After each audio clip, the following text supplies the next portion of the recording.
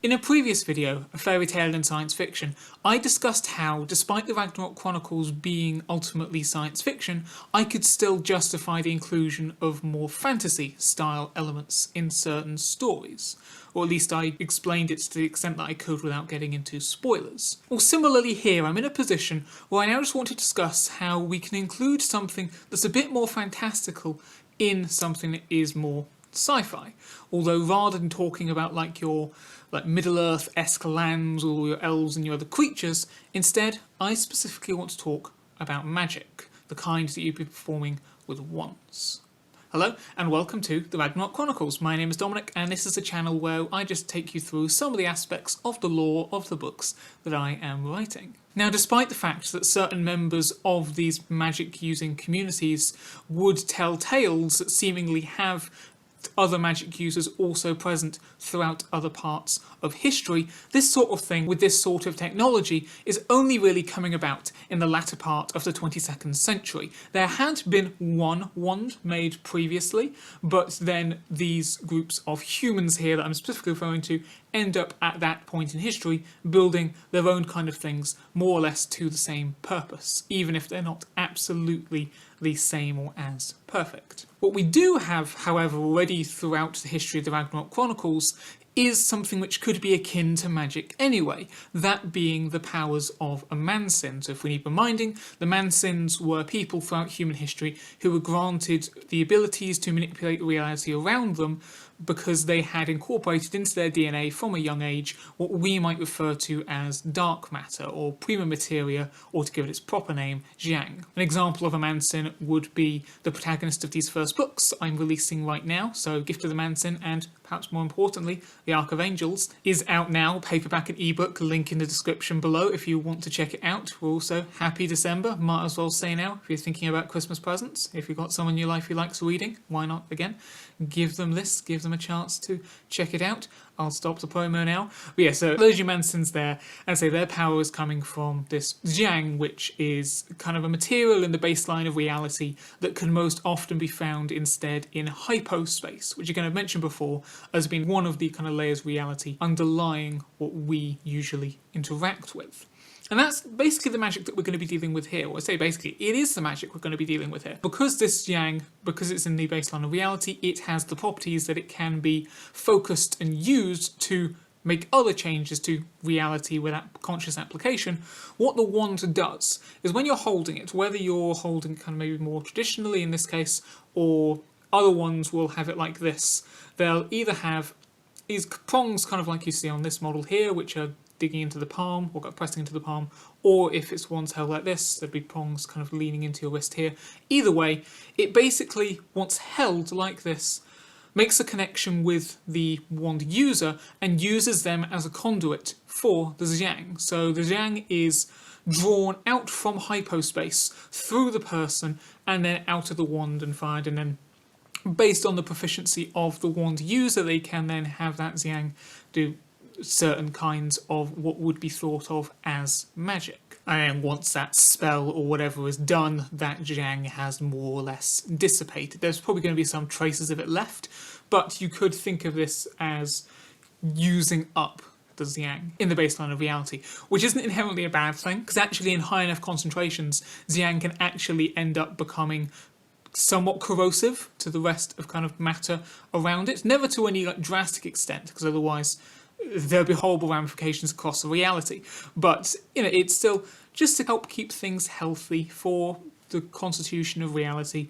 Just using wands like this, therefore, can make things a little bit better. And you're never going to use all of this Ziangg up anyway. So as part of this, the kind of wand technology and the orders and the guilds that we're going to be thinking about were actually originated from a research into that dark matter, right? Or in this case, because they don't know it's called Ziangg, they don't know the exact properties, they may, for instance, be thinking of it more as WIMPs, that is, weakly interacting massive particles. Pretty sure that's what that stands for in physics, which are one of the legitimate candidates for what dark matter might be. But yes, they were researching these WIMPs, the dark matter, and in the process, again, this came their kind of implement based upon the other previously one existing wand that I mentioned before. But then from that then led to those people involved kind of on a tangent creating the guilds that I was just talking about because this is now getting cyclical. Now, that's not to say that when we get to this latter part of the 22nd century, that everyone in like human society is now going to start waving wands around and being magic users of any kind. No, these are still kept as kind of like secret societies and secret guilds. Kind of a two-pronged thing, because some people may otherwise be mistrustful of this sort of thing, of this weird, bizarre magic, and otherwise also certain members of the guilds may want to keep that kind of potential for power and influence to themselves. They don't want to let absolutely everyone get their hands on it to be able to use it, although they are still bringing in new acolytes and trainees, apprentices every so often. For those trainees, as well as just, again, training them in reality in like these secret areas, they have also got to the point where they have developed kind of like a dreamscape. So this other like non-existent plane. So it's not like one of the hidden dimensions that we've talked about. I've mentioned before, and we'll go into detail more about subsequently, but it is purely in the minds of the users, but it is this place that they can collectively go into as a safe space to, again, continue practicing. And you do need to practice this sort of thing. Just because the dark matter that Ziangg is channeling through you through the wand, that doesn't automatically mean you can make it do whatever you want it to. It's all based around expectation, what you expect to happen, and also your ability to focus and basically command it accurately as to what you're actually wanting it to do. Because in theory, you could make the Ziangg manipulate reality in any way, just within general practicality of a certain amount of Ziangg knowing you'd be able to influence a certain amount of reality. But yeah, it's kind of the only bounds of the imagination of the magic user. And again, their proficiency. If, for instance, someone actually isn't that focused or isn't as adept at getting the Ziangg to form in any specific way, what can happen instead is just when it's channeling through, it will instead manifest as kind of a partial reflection of their own mind, because again, it's all being controlled by their expectations, which will then look to everyone kind of on the outside as a shadowy figure, as it was, come out of the end of the wand that's now interacting with them. Now, again, part of the mythology that the guilds themselves have built up around themselves, there's a misnomer among many of them that these might actually be demons, these shadowy figures that have been summoned by improper use of the magic, which could lead some obviously to want to avoid that case and protect themselves from it, but others may actually then purposefully not focus when doing the magic or not try to use the magic properly because they would then like to make a deal with the devil, that kind of thing. But of course, again, because this is all based upon the expectations of the mind, it's taken the form of the magic wielder themselves. If they're expecting this thing to be a demon, then the shadowy figure kind of takes on those properties in turn. And while it's not like it has its own intelligence, it's not sapient or autonomous, it can like interact with them to an extent. So it will behave the way they expect it to. And say if someone was to try to make a deal, and afterwards, because these figures would dissipate anyway after a given amount of time, they would end up trying to look around their current circumstances of what followed afterwards for what they made their deal for. And what you can end up with is some people getting confirmation bias because they're so adamant that they have gone through this demonic agreement that they could find like. And I'd say it's what confirmation bias is. It's or whatever the word is, where once you find out about something, you start seeing it everywhere. Something happens, and then in their mind, they connect the dots because they've been trying to find some consequence of their actions. And so, oh, that's how it manifested. And again, because of the confirmation bias, they then continue to believe that thing. And therefore, if it was to happen again, there would be an even stronger expectation of. And you get it, it becomes a cycle. And of course, just to note, though, that again, everyone can see these shadowy figures when they manifest, but if other people other than the one who specifically cast them try to interact with them, again just to recall, they are based upon the mind purely of the wielder. So if the wielder was hoping to make some kind of deal of a specific nature with the hope that that would be allowed, then the demon may be open to agreeing to that suggestion. But if someone else tried to make a different suggestion at the same time, one which the original caster wasn't thinking about, then that shadowy figure quite well probably wouldn't react in any kind of notable way to that suggestion instead. Either that or they might reject it entirely if, again, the original caster would have rejected it themselves. On a similar note, just to go back to the idea of the dreamscape where they can all train, again, the more pervasive the idea that there's demons involved in this sort of magic, that kind of idea ends up transferring over to the dreamscape as well, which in turn is kind of tying into their expectations in their minds.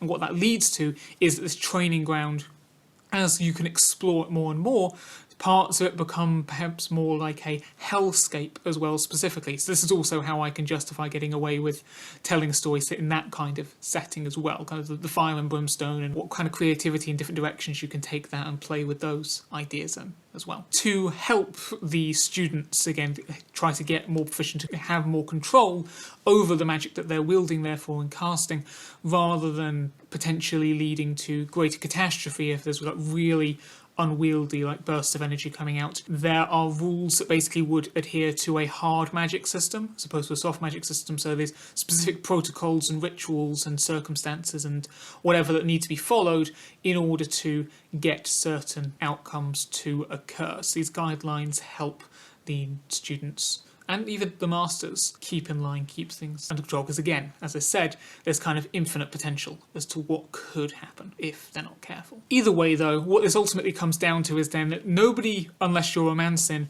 can perform this kind of magic without the specific use of a wand. However, what you could do is with the magic, like summon up some kind of symbols or runes, and maybe they hold power within themselves, so then they wouldn't need to be activated with the wand themselves. So you could create other things that then allow for wandless magic afterwards, but it all needs to stem, originally at least, from something like this. So if you do end up in a situation where you now have this kind of stick thing which seems to be leaving marks in your skin, and afterwards seemingly dark matter is coming out and forming whatever alteration to reality that you were thinking of, just be sure to keep your mind absolutely focused and trained on what you want that kind of outcome to be. And with that, therefore, I think that's just where we're going to leave it today, just talking about magic as a more general case rather than then going into the specifics of any characters who are going to be using it or what the plans are for some of the guild members and whatever.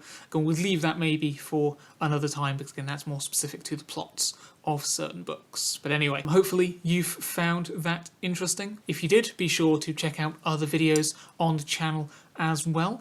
You can always just let me know what you thought about this video particularly in like the comments or in the social medias that are linked below. Again, also links below, I'll just mention it again. The Arc of Angels, book 2 of this actual franchise is out now. Again, you're watching these videos because I'm telling you about this world that I'm building out, but if you want to read and experience the actual like official confirmed canon, those are the books that you want to check out. Gift of the Mancyn, Arc of Angels, both paperback and ebook available now. Have a good December, and we'll see it through all the way to Christmas and beyond. For all that this year has brought upon us, we can still try to make the most of this season, whether you celebrate or not. Again, just see off this year as best we can. Either way, until I see you again, just remember to keep on telling stories.